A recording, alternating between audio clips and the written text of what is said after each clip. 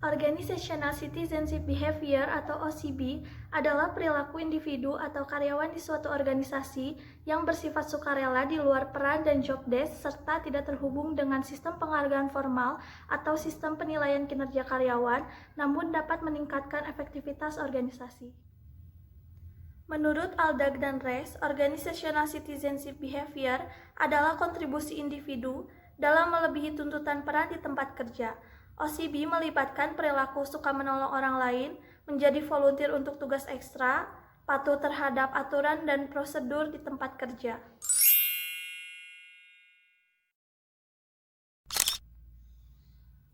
Adapun faktor-faktor yang mempengaruhi OCB terbagi menjadi dua, yaitu faktor internal dan faktor eksternal. Yang pertama, faktor internal berupa budaya dan iklim organisasi, serta suasana hati atau mood karyawan. Yang kedua, faktor eksternal berupa gaya kepemimpinan serta kepuasan kerja.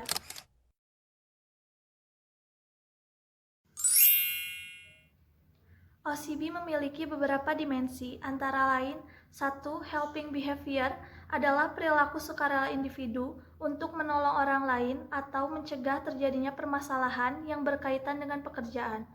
2. Individual inisiatif adalah motivasi individu untuk melakukan tugas dengan lebih baik atau melampaui standar yang telah ditetapkan. 3. Organizational compliance adalah perilaku individu yang mematuhi segala peraturan, prosedur, dan regulasi organisasi meski tanpa ada pihak yang mengawasi. 4. Sportsmanship adalah kemauan atau keinginan individu untuk menoleransi ketidaknyamanan yang mungkin terjadi tanpa ada komplain.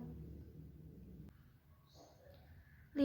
Organizational loyalty adalah loyalitas individu terhadap organisasi seperti menampilkan citra organisasi yang baik, mendukung tujuan organisasi, dan menjaga organisasi dari ancaman eksternal. 6. Civic virtue adalah komitmen individu terhadap organisasi seperti menghadiri pertemuan, mengemukakan pendapat, atau berpartisipasi aktif dalam segala kegiatan organisasi. 7. Self-development adalah perilaku individu secara sukarela untuk meningkatkan pengetahuan, keterampilan, dan kemampuan diri dengan cara mengikuti seminar, pelatihan, maupun kursus.